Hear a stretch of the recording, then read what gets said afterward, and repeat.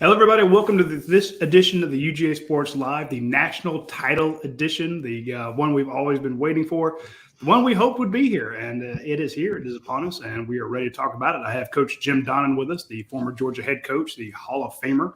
I have Dayne Young, who's now the super high-up guy at Grady School of Journalism. So I'm the only one who hadn't gotten a raise recently. Everybody else is kind of moving up there, but and we just did a story about the coaches all getting raises and bonuses for winning the game over Michigan and now heading into the national title game. It's very exciting. Check that out at the front page of UGASports.com. But please drop your questions and comments into the show. Share this show. This is the big preview. We're not going to have another one before the title game, so you need to, if you got questions, get them answered now. Hit us up with your comments. Share it. We'd really appreciate it. Coach Jim, I got to ask you, everyone was thinking this was going to be the game that came out of the playoffs. A lot of people picked Georgia to beat Michigan. A lot of people picked Alabama to beat Cincinnati. And even before the game was before the kickoff for Michigan, everybody was talking about the rematch. What's going to be different this time? Well, first of all, everybody's pretty good pickers because both teams dominated. It was just not very good competition by either team. And it just goes to show you the strength of our conference and what's going on with SEC and with these two powerhouse teams. As far as what's going to be different, same cast, but it's just going to have to be a situation where your best players play better than theirs do. We didn't do that extremely poor on the mistakes we made, and it just didn't look like Georgia rushing the passer. I mean, we didn't get any really forward press on them.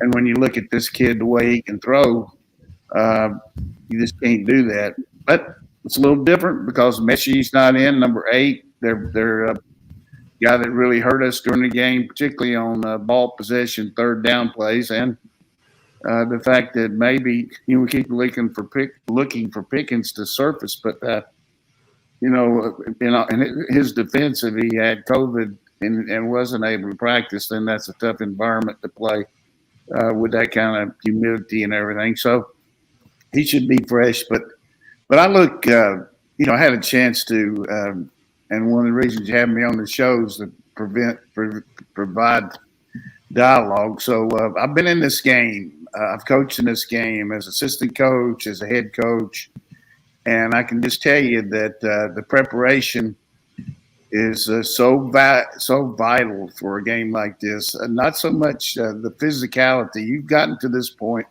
knocking people around and all that, but you got to be fresh mentally. There's going to be a lot of distractions. People want tickets, travel things, everything like that. People wanting to take your time away from the task at hand.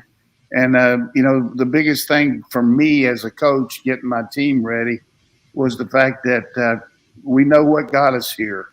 We know what our strengths are, and we also know what's really cost us as far as over the years, whether it's this team or any team, some things that happen in these situations. So you really need to practice situational football more than you do just go out there and play plays and do all that. We get into a third down situation in this game, whether it's short yardage or long yardage or middle, we got to get off the field on defense. Well, we got to keep the ball on offense. We get in the red zone, we got to get something out of it. We can't take risks like we did on that one pass with Bennett throwing the ball. You can't play scared, but you also got to learn from your mistakes. The other thing is just conditioning because of the mental and physical drain that you're going to have in a game like that in an indoor facility. You really need to push yourself to be ready to play just because, hey, we played good against Michigan or we played good against Cincinnati. You're playing for the national freaking championship. You need to play at a level that you can sustain down after down. I need your best effort on every play, whatever that is. You got to be optimum. You can't be in between. You're going to think about this the rest of your life. You're going to have a legacy based on this game, regardless if you've won one or not. I mean, it's just something that you'll always remember. It'll be the fact that you were on a team, whatever your role was, whether you were holding for extra points or you were the dominant player on defense or you were a guy that really did a good job on the scout team, whatever your role is, you have got to play and execute at optimum capacity all week. Don't waste any time on anything else but your approach to this game. So we'll do a good job of preparing. I don't know anybody that does any better than Kirby. He knows what to do. But the thing that really sticks out of my mind when I finish up this little diatribe here starting off is we have to avoid losing. We cannot make the mistakes we made in that game, whether it's missed block, missed assignment, not covering a guy, not going through the gap. As long as we do what we're supposed to do and not give them anything because of our, ineffectiveness, I feel good about our shots. We played tight. We didn't play loosey-goosey, and it showed. I mean, that's just being very objective about it. But at the same time, I just feel like one more point here. They had this thing that for people to project who was going to be the leading passer in the semifinal game. The four guys, Ritter or Ryder, whatever his name is, Young, our guy, and then McCaffrey and McCarthy, whoever they were. Stetson outpassed them all by 150 yards. I mean, he had over 300 yards. Nobody had over 160. I mean, Bryce Young, 160 in that game. Of course, they ran the ball, but I tell you, I like what they did. We'll have a lot of questions. That's my opening statement. So that's what we're done. I feel about it. And I hope people can have some questions for us. But the biggest thing all of us need to take away is we need to go into this game as fans, not worried about what we've done or what we have or what we hadn't. We need to go in there and give them your best shot. If you go to Indianapolis, you need to scream your dang lungs out. And you need to sit there and think about everything that's going good. And when things are going bad, let's talk about it on Tuesday, not during the game. Hey, we need the best shot we ever had from our fans, and yell like crazy when the Alabama's on the field and make those offensive linemen not hear the calls. I mean, they got to hear them in the championship game in SEC, and it helped their protection. I mean, against Auburn, they couldn't. So let's rush the passer with long, loud voices. So that's it for me for now. I'll see you later. Dave, I think it's as good as we could do. You and I are just here as screen decoration.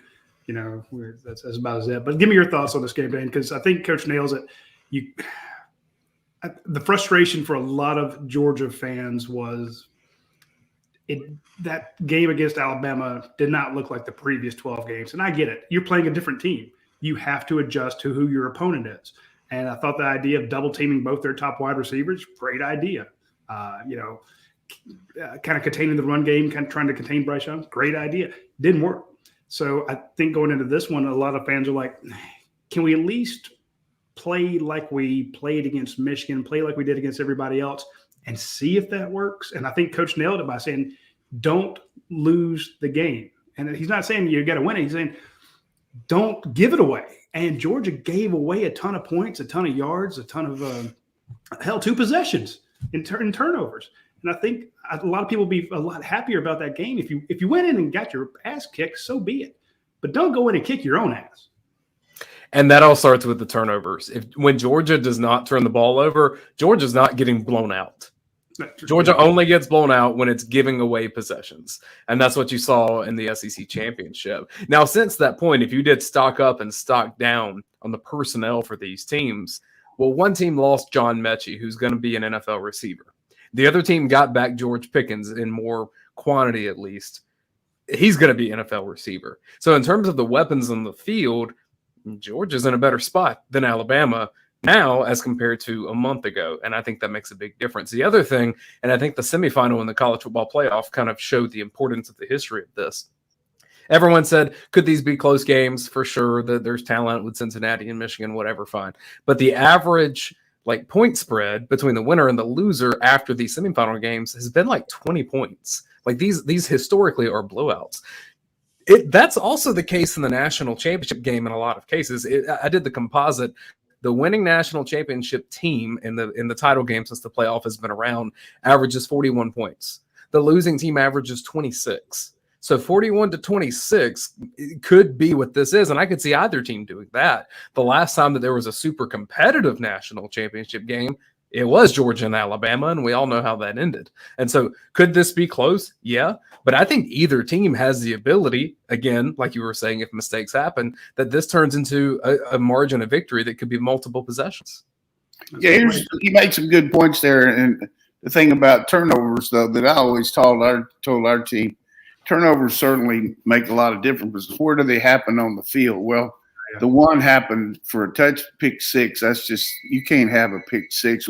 Most teams lose when you give up a kick return for a touchdown, a pick – you give 6 points up. But the one inside their 20 doesn't hurt you near as much, but it takes points off the board. But I think a key value in this game that we've got to really be careful about is we weren't worried about the run in that game because Robinson had a pulled hamstring and, he was very ineffective. And so we were, even though, like Roddy said, we double covered people, but when we double cover them, we got to remember we're double covering. That's your job. We blew it a couple of times and the guy got wide open. But we're going to have to be ready to stop the run in this game more than we were last time because this guy's a hammer and tong back. I mean, he makes the pile move. They're not a great run blocking team, but they try to get edge blocks with guys in motion. So tackling in space is really critical. But here's what's going to happen that I thought was great that Cincinnati showed when you studied the film. Cincinnati really played off their receivers and made sure they didn't give up big plays. They gave up one 41-yard touchdown where a guy busted and he came out on the inside receiver on the corner. But overall, they were kind of bend and don't break. I'm not saying we're going to play that. That's not our style. But they are very effective in no long pass plays. They did give up a lot of runs, but so many of them were just missed tackles. They had guys at the point of attack, and the guy just ran through it. So we've got to tackle well and get off the field. But I do hope that we'll mix up a little bit more and not play quite as much in the face defense on those receivers, maybe back off. And, hey, if they catch a 12-yard pass, so be it. Let them do it, but make them execute. Here's the one thing that I always talk about in preparing for a team. You don't have to pressure every down. No question. You don't have to. But you can simulate it. You can make them think it's coming and make it get in his mind, okay, here comes 88 with a twist with Davis inside, or here comes Smith off the edge. It looks like he's a speed rusher, and then he drops in coverage. But, we got to get this guy thinking a little bit. He's very smart. But the threat of simulated pressure is good too. So I just feel like we're going to bring the ranch on this guy, but we're going to mix it up. And you saw, he had 161 yards passing against Cincinnati, but the running game stood out very well too. Yeah, that's what I was going to mention, Coach, when Dayne was talking about Alabama losing a receiver and Georgia kind of getting one back in George Pickens. I was saying, well, they also got a running back, but my question to you is, it felt to me Georgia got away from the run in that SEC title game. And again, I hate to be the fan or the person, the back. But you are the guy. You are the guy. But I'm just saying this. Say it. Don't even say it. Say it. Just caps your ass. Why? Well, let me. Why do you? When something seems to be working, the other team will make an adjustment. I didn't see a huge adjustment there. I just felt like the philosophy was to attack through the air. And Stetson had 340 yards through the air and 3 touchdowns. But And 2 touchdowns. it wasn't the plan to go in there. We ended up throwing 49, but we had a couple sacks and a couple runs. We definitely don't want to do that. But you're exactly right. I mean, we've got to be very patient, and you can be patient when the other team's not scoring. You know what I mean? When it's the whole first quarter was like that. We ran, passed, did everything. We're up 10-0. Then all of a sudden they get it rolling. And the second quarter against Alabama, against Florida, against LSU, everybody's been our nemesis. I mean, we get behind in the second quarter, and we didn't get the ball back until it was 31-17 because they scored, and then they ended up scoring on the first possession of the second half. So I hope that we get to defer and we got the ball first in the second half just in case that happens. But, I just feel like you can drive yourself into submission worrying about the last game. But what I thought was good yesterday, what Kirby said, when he got back off the plane here at Athens, he said, we've got our notes from the first game, which that's what you do after you play a game like that. While it's on your mind, you go in there and make if I had this to go over again, I would do this, I would do this, I would do this. And then you got that on every team you play. So when you play them again, you got it. Who would know that we were going to play these guys again? But there's a good chance of it. But that's what we always did against Nebraska, against you have that stuff in your kind of Bible there that you look first verse, second chapter, Nebraska, and you go in it, or Alabama, and you study them all year long and you get a good feel for it. So I know that we will have a good – I really feel that the running game needs to be really stressed this week, not only for – help Stetson, but also keep Alabama off the field. Amen. Let's get to this super chat, which if you do a super chat, it's going to make the show, unless it's like crude or something. So, but Adam Hicks has a question for you, Coach. It says, did Georgia change the defensive scheme in the SEC championship? Georgia looked confused on defense. We made some changes, and you heard Scene and some of those guys talk about most of them were in the secondary because Kirby – he's a brilliant secondary guy. I mean, that's his life, and he knows the passing game. And he worried about us being able to cover these guys, Messi and Williamson. Just like I would worry about it. So he felt like that we were good enough up front to rush without using some of our secondary guys on other kind of stuff. So we doubled both of them, which Radi. I don't know how Radi knew that. It's no way he would know that. You said it during our watch along. Oh, okay. But anyway, he's using that stuff like it's Vince Lombardi, but it's good. He does know a lot more about football than I know about journalism and stuff like that. That's his stuff, but like you guys do. But I do feel like this is a good question. Who's the guy that asked it? That was Adam Hicks. Yeah, Adam, that's a good question. We didn't really have a wholesale change, but we didn't have we were more worried about the pass than normal. And because of that, we tried to do some things. We hadn't really done a lot of double coverage or what we call cut, things like that all year. And we did it, and it didn't work. And fortunately for us, we're going to have some ways to understand that maybe not be the best thing. And now you're not going to have to double both of them because one guy's out. I mean, anybody in the right mind would double number one for this game. I mean, whoever's playing them is going to do it because you can't let that guy beat you deep. And we'll do that, but that'll free up at least one other guy because we won't have to double mesh. Darth Flyer says if Georgia can't run the ball game. I agree, but I would also add if Alabama can't run the ball game. Whichever team gets off balance here, it's going to be a struggle. Yeah, I mean, he's right. I mean, I wouldn't go out on a limb on that. You've got to have a good balance, but I do feel like that we'll be able to, based on if they line up against our 13 personnel like they did, so worried about Bowers doing all the stuff he does. So 13 for us is 3 tight ends, and you put them all in a little bunch there in a little slot, where you got 3 guys bunched up. and they can all go different directions. The outside guy can go in, the middle guy can go out. They can switch. They can do all. So all their run support's worried about what are these guys going to do. Well, if you can get a tie at the point of attack with your guard and tackle, then that's a soft area back there because those guys are backing up. I wish I had a whiteboard to draw it up and maybe look like I know what I'm talking about. But basically, if you just think about if you're running against somebody and the fist is closed right there, it's going to be harder to knock them off. But if that fist is open and they're really backing up, I mean, you've got a really good chance of going after him and then really getting him as compared to him being right on top of you. So I like that. And I also like the fact that we were able to do a good job containing 31 for them, Anderson.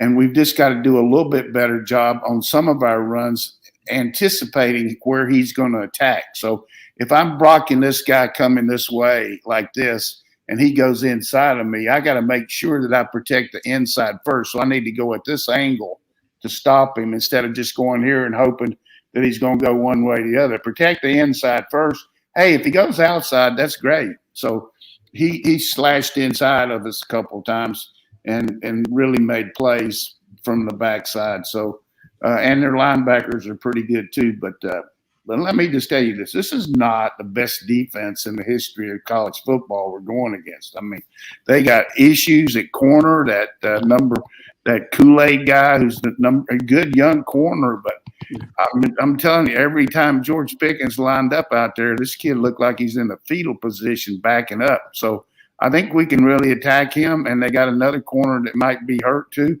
So, hey, throw the ball too. It's nothing wrong with that. But the other thing that I feel like is really big in this game is if you count with me, 1, 2, 3, 4, 5, 6, 7.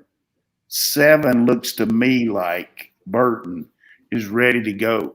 And if he's out there along with the Bowers on the inside and Pickens on the other side, we got some dangerous threats right there. And I don't know what his touchdown to reception area average is this year, but he's been on fire on the deep ball. So that's good. And we always know we got Ladd who, that was almost a great catch on that sprint out we used. So there's a lot of good ideas.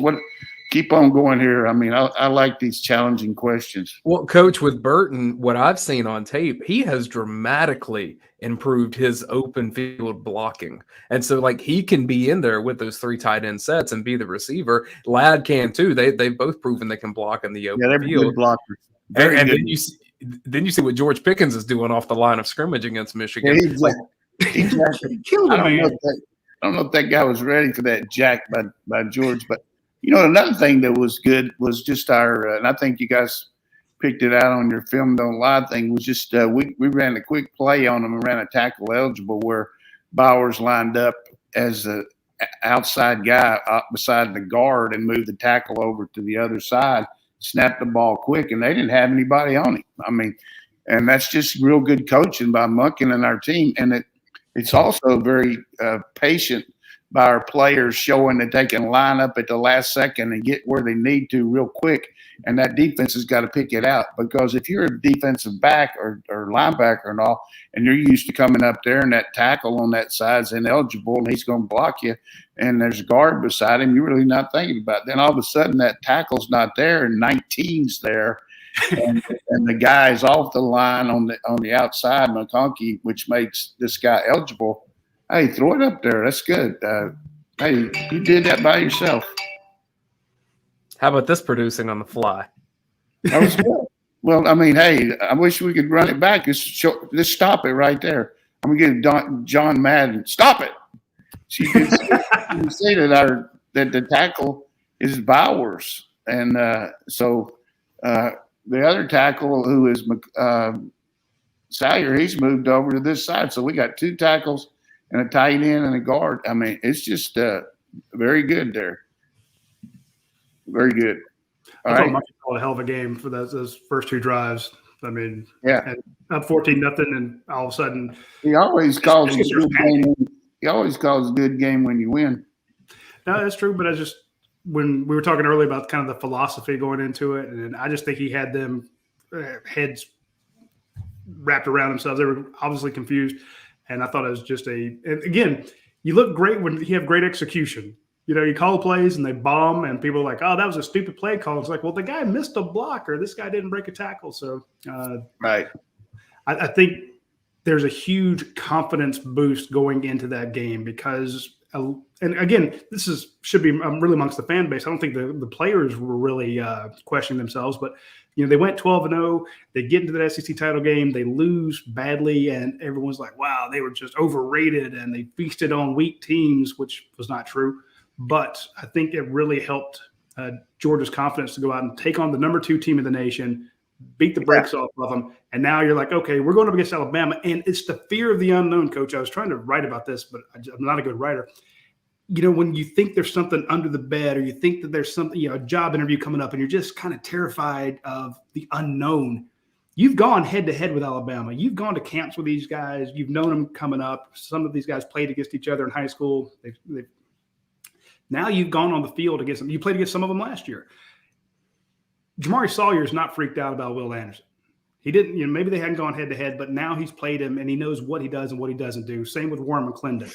Your cornerbacks going up against their secondary guys. Tackling Brian Robinson, he's going to be healthier this time, but your inside linebackers are not like, they understand what's coming. I think that familiarity gives us a different ball game altogether. Yeah, I mean, any way you look at it, those guys in Vegas, I mean, they're not out there with all those big buildings because they don't know what they're doing. True. And the fact that they still got us favored in this game pretty much says that, even though we lost like we did, that they, hey, do you want to give? It's gone up. It went from 2.5 to 3. So people are betting on. How'd you know that? People are betting on Georgia. I mean, so. But let me just say this about what all of us are saying. The more we can use what we did or didn't do to get ready instead of just dwelling on, what's happened in the past, the better we're going to be. We need to be forward thinking about looking why a play's going to work instead of why it's not going to work, like that. And one of the things that my father, who was very, very astute and so many things he told me, right before we got to play the national championship game down in Miami against Penn State, we were over there at the Fontainebleau Hotel. And, we were just sitting out there in the lobby, and we're getting ready to leave to go play. And, you got Caesar's Palace up there. We got to put, and he just said, let me just tell you one thing about this game. This might be the only time you ever get to play for it, and you need to let go balls out. He said, just don't worry about why anything. He said, just go balls out. And I never forgot that. And we won. I mean, I called some, just like the other day, Monkey calls a halfback pass. I mean, it was good. I mean, it wasn't necessarily a trick play as much as it was something they thought would keep the other team off guard.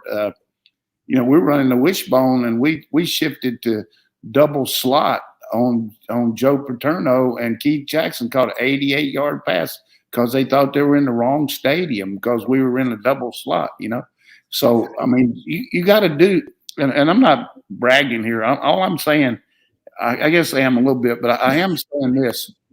When you got a chance to take your shot, whatever it is in life, you got to take it. I mean, take your shot and go for it. And I see us doing that.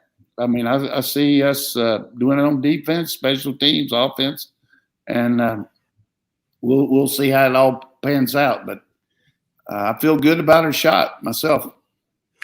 Hey, Roddy, let's get to Coop's question after a quick break to chat about Your Pie and Athens Ford. I want to mention our friends over at Your Pie.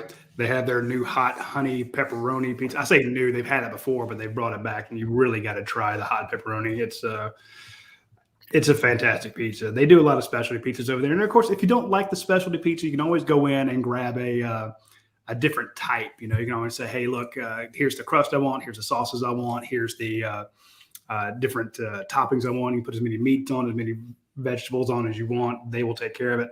They also, of course, have salads and pastas and sandwiches, gelato, fresh beer, pretty much everything you could want. Check out our friends over at the Your Pie locations. There's a ton of them. You can order today. It's Tuesday. If you do it on the app, you'll get double points. Those points add up incredibly fast. It's not like some of these other VIP things where you sign up and you never get anything free out of it, or you have to buy thousands of dollars worth of stuff to get a 10-cent bonus. The double points thing through the Your Pie app is fantastic, and it's always on Tuesdays, so be sure to hit that up. And I want to mention our friends over at Athens Ford. They have a ton of vehicles on the lot. It's tough to actually get all those or to find vehicles in town. But I want to mention something. I needed service done on my Ford Explorer, and I clicked on their service tabs, because you can actually go in and tell them when you want to have your service done. Say, look, I want it Tuesday at 4 or Wednesday, whatever, and here's what I'm going to get done. And you schedule it yourself. It's fantastic. I went over there the other day and it said, hey, we are rebuilding this, so please just email us. And I'm like, oh, that's okay, fine. So I emailed them. 10 seconds later, someone reached back to me and they said, look, here are the times we have available. Which one do you want? I'm like, oh, I want this one. They said, okay, well, you're set up. And then they sent me a confirmation to put onto my calendar. Again, top flight service, even while they're rebuilding parts of their website. So I just want to give a shout out to our friends at Athens Ford. Yes, they have a ton of vehicles that you can't find anywhere else in town right now because everybody's low on cars. They right now have close to 300 vehicles on the lot. But if you need any service done, normally you can go in and just pick your time. Now you just email them while they're rebuilding that matrix to make it even easier for you. Hit them up and they will reach out to you immediately. It's not like you're just shouting into the void asking for someone to balance your tires, change your oil, whatever. They will definitely reach out to you and try to make it as easy as possible. And of course, you want some custom work done in your vehicle. You want some custom parts. You got a nice Ford F-150 and you want some customization done on that. They have an amazing customization department over there that you need to check them out. So when you get a chance, swing by our friends at Athens Ford, and shout out to them for sponsoring the lights over in the Botanical Gardens. I was able to do that, I think, 30th or something. Went over to check out the lights in the Botanical Gardens. That was fantastic. So if you did not get a chance to do that, you need to check it out next time. Super chat question from Coop says, Coach, how does Georgia adjust to Bama's tempo? Georgia wasn't able to sub Davis and Wyatt and looked exhausted in the SEC championship. Yeah, it's good. Another good analysis there by him. They ran like 48 plays on us in the first half, I think. And we are a team that subs a lot. I mean, you can watch our team all year long and try to put fresh guys in there. The one thing you got to do is stop them and get off the field. The other thing is get in better shape and not just get used to somebody coming in for you. You got to practice that. Like, hey, we're gonna have to play 7 or 8 plays, and I think they really have worked on that. They did that extremely hard getting ready for going down to Michigan because it was going to be so hot, and they didn't know whether Michigan was going to keep the ball like Alabama or not. So I think we're going to get some good carryover from that conditioning, and also the fact that they got to understand we can't. And the reason, just to show people when they're running tempo, the refs aren't going to stop the clock unless the other team puts somebody in and lets you sub accordingly. So he made a good point there. But I think our conditioning is going to help. I think the fact that they understand that they got to play hard down after down, and which they do, but they just can't count on somebody coming in for them. Super chat question from Lee Maddox. What are your thoughts on giving James Cook a lot more touches in the upcoming game? In my opinion, he's the most dynamic player out of the backfield. He's a pretty smart man. I mean, there's no question there. We didn't do enough of that against Bama the first time. And a lot of that was situational, just the fact that we, had a good first quarter, and then second quarter didn't do very much, and then we were behind so much he's not near as effective when you're throwing the ball every down. Where he's good is when you got the thread of the run, he can sneak out on the backer and work on them and things like that, or he line him up as a wide receiver. I mean, he's great at that. So very similar to what we did against Tennessee, where you're running play after play and you got rhythm and all. But I think the real key for James being effective is us having a lot of snaps where we can use him and White. And I think White will be big in this game because when he does run the ball, he needs to get 5-6 yards, get some chunk plays. And we got some good help there now. McIntosh is ready. I mean, and also Kendall Milton. So we got good. Yep. Yeah, that helps us. That leads into a question from UGAsports.com. NPI asks, do you think that Georgia stays with the run longer this time around? It seems like there was early success with Zamir White, but then Georgia got away from it. I guess talking about the SEC championship. Yeah, I agree with that. We did because the situation in the game where we're trying to catch up. And when you're calling plays, you also got to look at what the defense is doing. And it didn't look like that the defense was going to stop them. So we're calling plays to try to catch up more than just say, hey, what are they giving us and all that.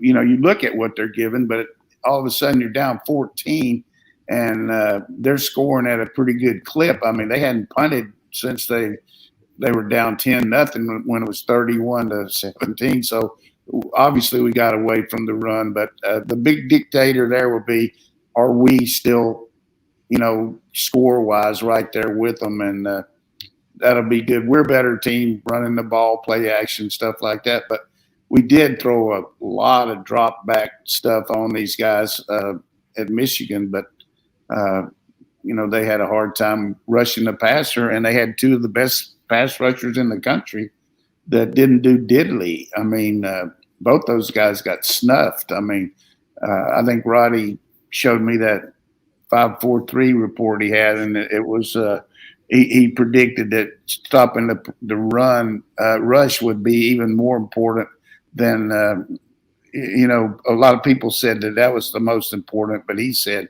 the most important part was which quarterback played good. So we did both. We stuffed them, and it wasn't a problem. Salyer and McClendon did great, and then of course Stetson outplayed their quarterback. So I'm anxious to see what he writes this time. I mean, he's probably thinking about it right now. Write anything at this point. Yeah, I got a good streak going. I don't want to mess it up right before the championship. But he's going to have a few Bud Light seltzers out there and then write it. So, yeah, Coach is weird. Everybody knows I can be in life. I'm an optimistic person. I always think that everything's going to come up great. When it comes to Georgia football, I'm a very pessimistic person. And somebody asked me, what do you think is going to happen? And I said, what's more likely to happen? Georgia gets this 41-year monkey off its back, or we spend 9 months bitching about the fact that Georgia lost the championship game. And knowing the abuse the Georgia fan base is set up for every year, I feel it's going to be the latter. But I'm going to tell you, if the Braves can do it this year, there's just – could you imagine the Braves and the Bulldogs coming through in the same year? The state of Georgia might just fall apart. Yeah. I'm just saying, I think it will happen. There's a reason. I'm with you, Coach. When Vegas says they can do it, they can. And I don't think that you can beat Kirby Smart in back-to-back games in the same year like you did. I think Georgia, look at the Auburn game, how much improvement we made a couple years ago. But I do feel like this about the players. They don't feel the monkey on their back about the 41 years. This is their team. I mean, they don't know Herschel Walker. I mean, they probably know Herschel Walker, but they don't know a lot of these guys. But it is maybe a little bit more pressure on the coach and all. But it's 6th year here, but it's second time he's playing for national championship. 6 years, pretty dang good. So you just got to. I'm optimistic. You got to seize the moment more than you have to worry about the past. And I just feel like, which I would tell our team, look, we're going to we went through a bowl situation. I thought Kirby did a great job of using the bowl to relax our players. It wasn't all hammer and tong down there. He let them go to the events. They were able to enjoy the beach. They were able to be part of the whole thing, even though the COVID thing was very well under control as far as our people, as far as they handle it, but they weren't boxed up and just in a vacuum. This game is a lot different than a bowl game. I mean, we're not going to go. We're not even going to leave until Friday, and we'll leave late Friday and get there like 8 o'clock. So you're just going to be there essentially 3 nights, and the first night doesn't really count because as soon as you get there, you're probably going to bed. So you're not going to have a lot of bowl experience, and it's more of a with the Zoom now. You're not going to have one of those deals where all the players go out and get interviewed and all that. So it's going to be more like a regular game, just going in there, and we'll have one practice there in Indianapolis and then our typical walkthroughs on Sunday. But this week, just preparation. Just really prepare, study tape, know your opponent. It's a heavyweight fight. When does he jab? When does he slam? Hey, you gotta know your guy inside out, and our players will do it, and so will them. So will theirs. Dayne, has the school canceled classes yet on Monday? No. But some professors are going to be lenient with that attendance situation. That probably will happen. Now, here's what I'll tell you about Alabama, though. This is not as good of an Alabama team as the Tide had last year. I know they had a Heisman Trophy winner then, and they do this year too.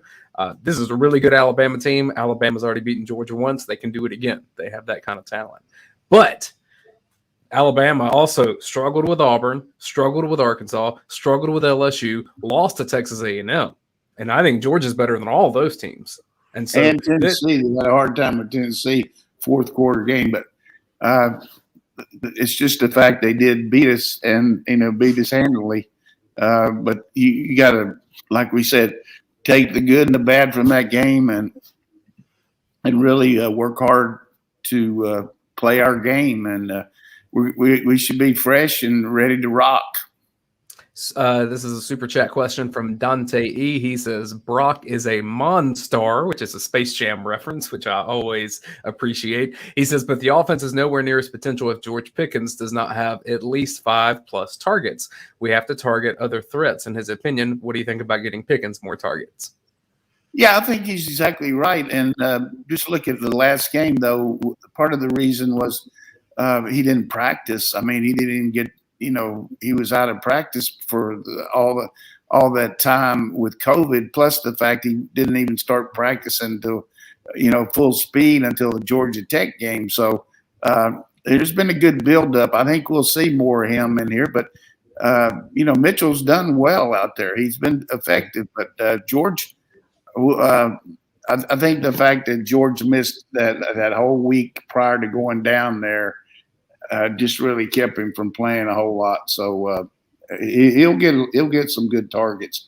And I can tell you this: if you would look at if you had a memory bank and had a chance to go into Stetson Bennett's dreams, it would be dreaming of throwing the ball to George Pickens like he did against Auburn 2 years ago when they lined up man in the red zone and he put it right on there for a touchdown. So I can see us going to George, and then we got Bowers and we got Burton and we got a lot of things.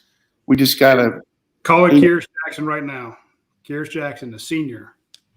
Well, hey, Kearis gets every catch like it's going to be his last one because he doesn't. That was a great catch he made in that game. But that's another thing that just shows you what can happen in football. We made 2 stupid penalties there on that possession where we got a chance to go in and just put them away, got the ball on the 10-yard line and then get, Brock comes in there and does a post chop, which, you can't do that.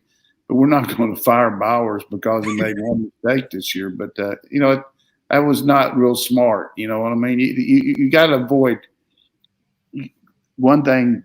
I'm just going to act like I'm talking to the team. 15-yard penalties are the worst thing you can have next to a turnover. You can get some 10-yard, but if you get a 15-yard penalty, you made some kind of stupid mistake, either a personal foul or whatever it might be. So there's not, and what I used to tell everybody that was a non-skill guy, like you don't have a chance to touch the ball the whole game and affect it, but you can help it. But there's not a player on our team worth a 15-yard penalty that doesn't touch the ball. So you get a 15-yard penalty, your ass is hurting our team bad because you can't make it up. You're never going to get the ball to make up those 15 yards. A couple things just to point out, and I've seen some of this in the chat. Brock Bowers does have an injured shoulder, but it's a pain tolerance thing. He's going to play. He's going to play a lot and then deal with whatever that is in the offseason because someone did ask. Christopher Smith with the targeting penalty does not have to sit out because that happened in the first half. Chaz Chambliss did have a second half targeting penalty against Michigan. He is not available to play in the first half. And as coach, you said on the watch along show, people think that's a backup, not going to matter as much. He's a special team starter, so that someone else is coming into that he's spot. a really good player, and he got a good motor. But I think you take a lemon and make a lemonade out of Chris Smith. The guy's had a hurt knee. He avoided about 30 or 35 snaps of contact, which he didn't do that on purpose, but he avoided 30 or 35 snaps by being put out of the game. So he'll be a lot better against Alabama because he could have gotten his knee hurt. You know what I mean? His knee is not healthy. So that helps us. And the point that Kirby made, and I would make it to our fans, when you get in a situation where you're doing something that's not normal for you, like Williamson against Alabama covering a punt, that's not why he's out there. He's a pass catcher. He's a guy that goes down and changes the game. He returns kicks, but he got thrown out of the game for a targeting call on a tackle on a kick. So you got to be real careful when you're outside your MO doing what you're supposed to do technique-wise. Smith did the same thing on throwing a block on an intercepted pass where he's a tackler, he's a pass cover, he's not a blocker. So if you're going to do something outside your bailiwick, be real careful that you do it within the confines of the rules. You see what I'm saying? That's a great point. I'm doing too much talking there, but well, Dayne and I had you get kicked out of the game for a foul that when you're on the other side of the ball. Yeah. Well, Dayne and I haven't coached in the national title game. You've done it a couple times, and you've been there, so we're going to let you talk for most of the show. But before we talk about something else, I do want to mention our friends at Dead Soxy. Before the season started, they came on as a sponsor. They sent us some socks. We tried them out, but we lost. And I mentioned that, hey, these are your new lucky socks. Georgia's in the title game. And I'm not saying that those socks did it, but I'm not saying that they didn't. And they do have their Georgia styles. So, and this is the prize pack that we send to anybody at UGASports.com who wins the score prediction contest. So we have those. They come in a fantastic box with the hell, it's better than most jewelry I get for my wife. So point being, they are lucky socks. I said it's kind of a joke, but you're 13-1, about to play for your second title in 5 years. Coincidence? No, I don't believe in it. Also want to mention our friends at Academia Brewing Company. You're going to want to watch this game someplace with a lot of friends, a lot of fans. You want that big party atmosphere. Swing by Academia Brewing Company. Check them out. They make wonderful beer. They have fantastic food. They have giant screens everywhere. They have the lounge. They have the beer garden outside when it's not freezing like it is now. But the big lounge area, you definitely want to swing by Academia Brewing Company. I do want to mention something for after the game on January 13th from 8 to 10. They're going to have the Athens Comedian Night. So you can check out a comedy night from our friends at Academia Brewing Company. So there's always something going on. I know a lot of us are on Facebook, some are not. You need to follow them on Facebook and Instagram and see all the new events that they have coming up. So Thursday, January 13th, they have the big comedy night. There's live music on the 9th. They have stuff coming up on the 6th. Of course, beer and biscuits brunch on the weekends. So when you get a chance, swing by our friends at Academia Brewing Company and wear your Dead Soxy socks over there when you get the chance. I just want to do one thing here that I've always wanted to do because you two guys always do it, but I'm going to kind of do it right here and don't be busting me, okay? No, good luck. All right. Just pretend that we're coming in and I'm taking over, okay? This is Coach Jim Donnan. I just want to tell you right now, I've been dealing with socks living in Burlington, North Carolina my whole life. I used to peddle socks to when I was at school and sell them from a outlet there in Burlington. So I know a lot about socks. I've been involved with them, but I guarantee you one thing: these dead socksy things right here are the best things I've ever had on my feet. And I tell you, promise you, I've had these all kind of my whole life.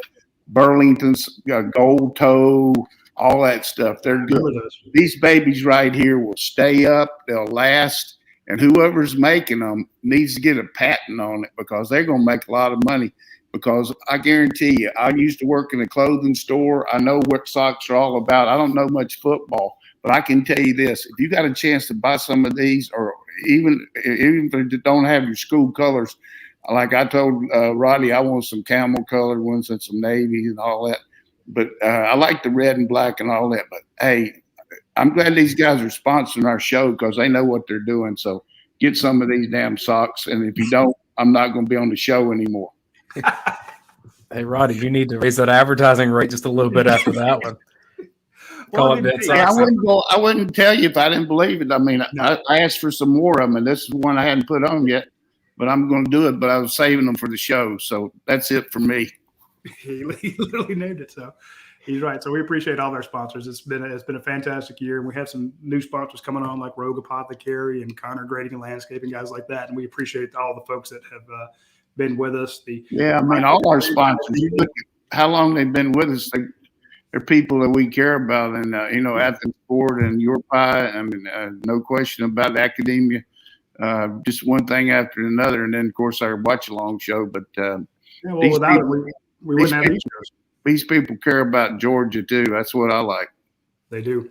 Coach, I kind of wanted to touch back on, we're talking about Brock Bowers and A.D. Mitchell and Ladd McConkey, and you talked about Georgia being in this game for the second time in 5 years. That's 3 freshmen, and I mentioned Kyrus Jackson being a senior and, some of these upperclassmen who came back, Devontae Wyatt and Jordan Davis and, your junior leadership. I know a lot of people feel like if you don't get it done this year, this is our one shot at it. And you talked about, hey, be loosey-goosey, go after it. I know a lot of people, regardless of the outcome, will think if they lose, we'll never get back there again. I'm looking at next year's schedule. I think you're right back in this thing. And then after the game, you're going to lose some players to the NFL. You're going to lose some to the transfer portal. It's no team is immune from that. May lose some coaches. Got this team running. I'm pretty damn impressed with the idea that looking at that schedule next year, I'm like, you're back in this. I think that's hey, you win it, and next year we're talking about, hey, can they go back to back? This team's built for success. This program's built for success. I mean, there's no question about the youth on the team and the way it's going to surface. And we've talked about it. The guys that are the backup linemen right now don't have the experience, but they're going to really be good in the O-line. I mean, and then Washington, you got this Delp guy coming in here, and then you got all these defensive ends that actually look better in person than the ones we got playing. So we got to get some D linemen in there, and then the secondary might be one of the best secondaries ever recruited. And from what I heard, we're looking at a couple transfer people at certain positions that really, if those guys come in, I'm not talking about quarterback right now because that just came out, but there's some really good guys that we're looking at that will what time is it? 12:54. I'm just telling you, we're going to get a couple stars in the portal. We're going to get some guys that'll make my mouth water, just like DK did. I mean, we're going to get some. Yeah, I mean, think about it. You brought in Darian Kendrick through the portal when you absolutely needed some cornerbacks. As you pointed out, you lost 7 defensive backs from last year to this year. And who was the defensive MVP of that game with 2 picks? Darian Kendrick. And I tell you one thing Darren needs to do, though. He better not look into the backfield and let Williams get off the line like he did that kid from Michigan. Now he needed to get those 2 picks to pick up for that bad technique he used. But he's a guy that has been to this game and had success with it. I'm sure he's talking to the players about how they prepared at Clemson, what they did, all that stuff. That's invaluable. I mean, he's been on that spotlight. He knows what to do. So that's really good for our players to be around him. So we have 5 minutes left in the show. I have 3 questions from the dog vent that I want to get to quickly. Coach, I want to say congrats to you and your family, because I saw where the Southern Conference had its 100th anniversary team, and right there in the middle of it, Todd Donnan showing out with what he did from his Marshall days. And so congrats to your family. I know that's a big deal. Yeah, it was great for Todd because, he had a tremendous career up there and won several awards that most people don't as football player. He was chosen as out of over 500 athletes in the Southern Conference as a student athlete of the year, beside being a player of the year that his senior year. So real happy for Todd, and it's well deserved. I appreciate you pointing that out. So what do we got for questions here? All right, so let's go 30 seconds maximum on these answers, and some of it we may have already answered, but it came from the folks over at UGASports.com, which everyone needs to be a member over there. This is from PA Dog 610. Coach, what changes to Georgia's defensive scheme do you make on the game plan this time around compared to the SEC championship? Well, we won't be double covering both guys. We'll do a better job of that. We'll probably show more pressure and do more pressure with not just counting on the 4 and 5 man guys getting in there. And then hopefully we'll harass the guy and get in his face. And when we have a chance to sack him, maybe get a few. Just can't let him run around back there. So we got to put a lot of pressure on him and do a good job with mixing up our coverages. Question from Riser: what adjustments do you see Alabama making on offense from what they did in the SEC championship game? They have a healthy starting running back, but are down Mechie, the first-round wideout. Yeah, I think we'll see more run game from them because Robinson is there. Shorten the game a little bit, as far as limiting our possessions. They probably won't go tempo quite as much. They'll use some of it, but I look for them to – a lot of motion, try to create an edge, get Robinson out there, and again, do a good job of getting the ball to number one in a lot of ways, putting him in motion, throwing them the flares, just doing all they can to get it to your big play guy. Obi-Wan asks, in a one-game season, do you shorten the bench when it comes to offensive skill players, receivers, and running backs, or do you stay with the rotation that got you there? I mean, that's an age-old question for us. I don't know the answer to why we do that, but we do sub a lot with receivers. But I do feel like the fact that George was trying to get ready, Burton was trying to get ready all year, and these guys were practicing as the first guys. So maybe we'll shorten it a little bit. But at this point, as I mentioned earlier in the show, I think Burton is going to be huge in this game if he can play. He was good last year against them over there, and Tuscaloosa. He had a big game as a freshman, so I would be for doing that for sure. But what I am for is getting the best players out there, and that might be guys that I don't think are. So I don't watch them practice, so I don't know that. Let's wrap with mouth-watering players of the national championship game. Roddy always picks James Cook, but he may go somewhere else. So I'll go Roddy, then I'll take it, and then we'll wrap with Coach. I'm going with I expect Alabama to run the ball a lot more. So to me, I got to pick somebody on defense who's going to counter that. And I just think that this is Nakobe Dean's time to shine. He had a great game against Michigan, that's for sure. Be good if he can run a little faster. I mean,